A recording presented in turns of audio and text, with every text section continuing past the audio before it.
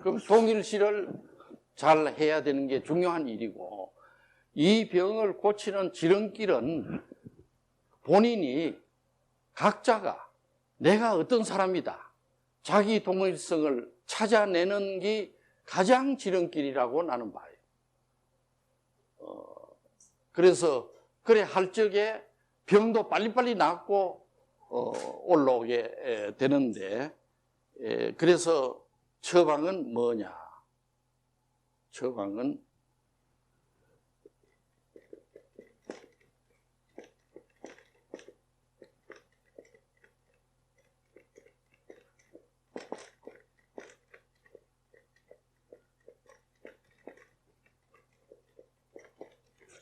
프로이드 시대 때와 또 달라서 대의심이 지난 2006년이죠.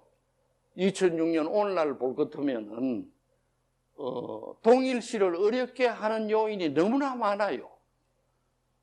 우리가 살아오면서 어릴 때부터 젖을 먹고 차차 자라면서 어릴 때부터 가정에서 인격이 잘 되어서 나와야 되는데, 현대 사회는 동일시가 어려운 요인이 많다는 것도 우리가 알 필요가 있다고 나는 봅니다.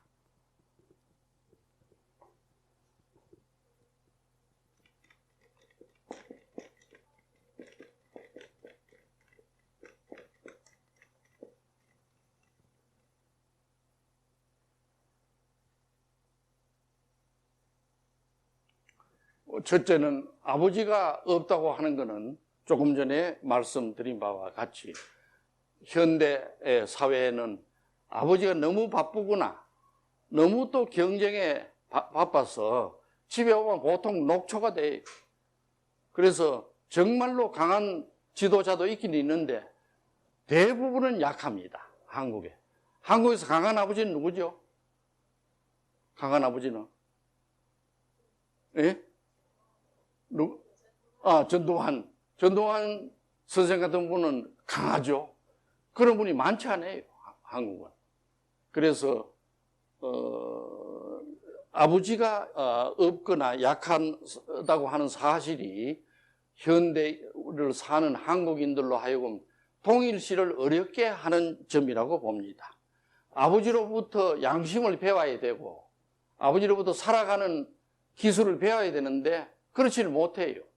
너무 바쁘기 때문에. 그래서 그렇다는 것은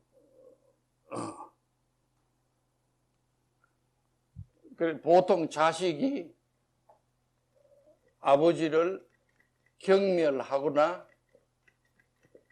무시하거나 이런 가운데 자라나게 돼요.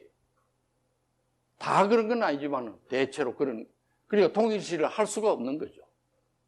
그래서 이걸 각별히 우리가 반성할 일로 봅니다.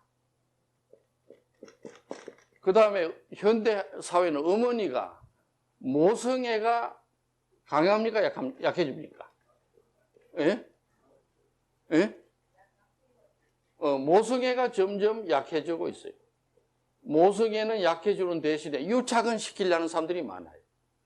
자식을 유착시키려는 사람들은 늘어나는데 유착은 사랑이 아닙니다.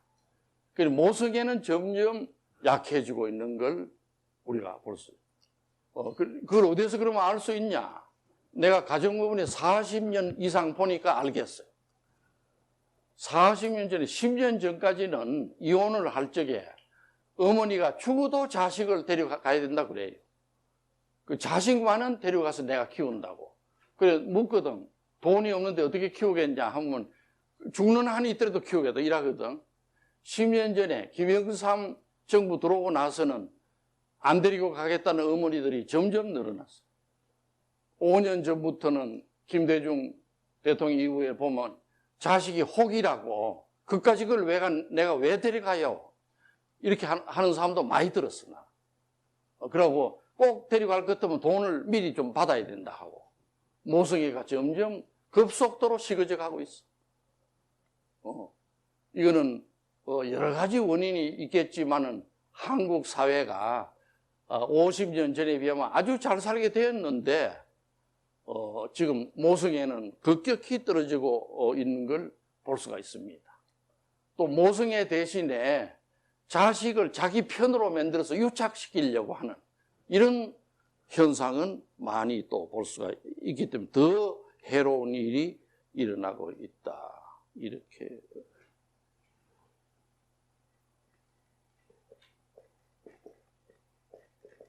그 다음에 또 동일시를 어렵게 하는 부부 갈등이 심하다고 하는, 아버지와 어머니가 맨날 싸우게 되거나 말을 안 하고 지내거나 밥을 안 해주거나 또 월급을 안 갖다 주거나 이렇게 냉랭하게 지내게 되면은 동일시가 안 되고 아버지가 잘했나 어머니가 잘했나 아무리 연구해도 5살짜리가 압니까? 모르겠죠. 판사가 해도 어려운데 어느 쪽이 잘했는지. 그렇죠? 그러니까 누가 잘했나? 아버지가 잘했나? 어머니가 잘했나? 이러다 보니까 그 애는 맨날 양가 감정에 사로잡히게 됩니다. 양가 감정. 그래서 아버지가 잘한 것 같기도 하고 어머니가 또 잘못한 것 같기도 하고 이런 생각이 항상 들게 돼요. 그 양가 감정이 오래가면 분열증에 걸려요. 그러니까 어떤 사람들은 내가 이렇게 치료해 보면 남자 같으면 아버지를 존경하게 해야 치료가 되는데 여자 같으면 어머니를 찬양해야 되고 또 부모를 다 또 효도를 해야 돼야 치료가 돼요. 그래 이제 해보면 뭐 아버지를 처음에는 말을 안 하다가 조금 좋아지면 아버지가 어떠냐 물으면 아버지가 어떤 사람이라 그러나요? 예? 자기 아버지가 어떤 사람이라 그럽니까? 예? 아버지를 아주 이상하게 말하는 거지. 그 아주 속으로 경멸하는 거지. 안 그러면 또 그런 사람은 갑자기 느닷없이 말해요. 내가 대통령 될 기라고. 대통령 될 수가 없는 사람인데. 왜 그럼 그 소리가 나오냐? 아버지보다는 내가 나은 사람이 돼야 된다. 아버지를 내가 혼을 내려고 합니다. 그 과대망상. 여러 가지가 도레미파솔라시도로 오는 거예요. 그리고 이럴 때 치료하는 법은 아버지나 어머니를 존중하도록 해줘야 돼요. 존중해. 아버지가 아무리 형편없는 사람이라도 그래도 너의 아버지는 남다른 데가 있다고 이래야 돼요. 만날 때마다 너 아버지는 형편없다. 처음에 나를 얼마나 괴롭힌 줄 아나? 어떤 사람은 볼 때마다 그렇게 말하는 사람이 있어. 심지어 네가 입시할 때 나를 또 배를 찾니라. 뭐 이런 소리까지 하니까 나아가다가도 후퇴를 하고 이런 수도 있습니다. 실제 보면. 그 치료의 지름길은 뭐냐? 자기 동일성을 찾아줘야 되는데 자기 동일성을 찾아주는 길은 아버지나 어머니를 존경하고 훌륭한 분이라고 보도록 만드는 데 있는 것입니다.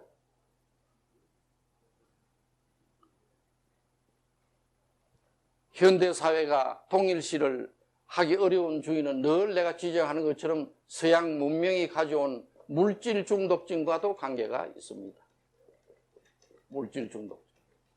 그 모든 사람들이 오늘날 대개 보면은 물질 중독증에 걸려 있어요. 이렇게 말하는 나도 예외는 아니에요. 21세기를 사는 서양 문명 속에 사는 사람들이 물질 중독증이 자기도 모르게 와 있어.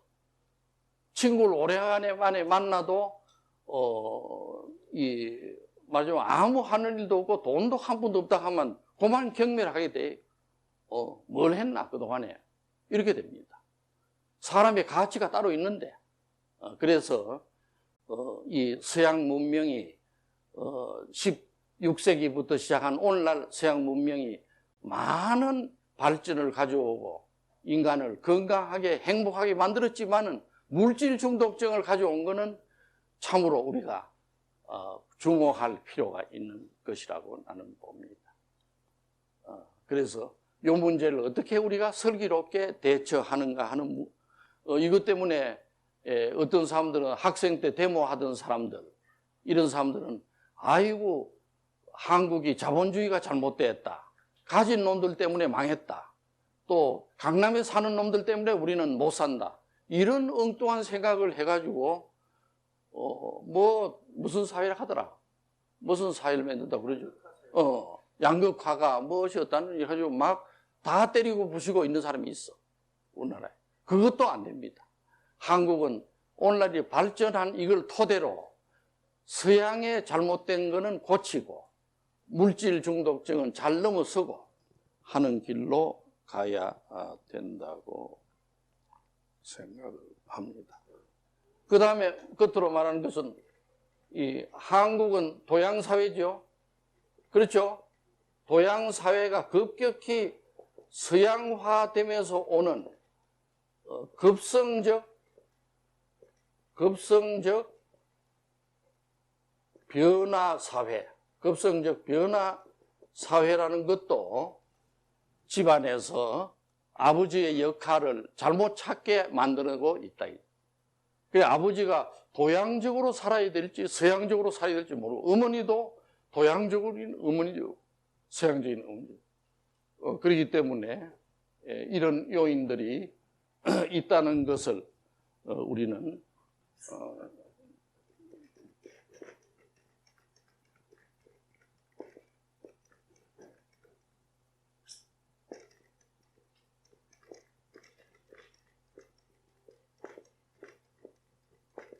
그래서 늘 하는 얘기입니다만은 우리가 적극적으로 나는 누구냐 하는 걸 찾게 만드는 지름길은 첫째 강의를 잘 들어야 돼요. 첫째 강의.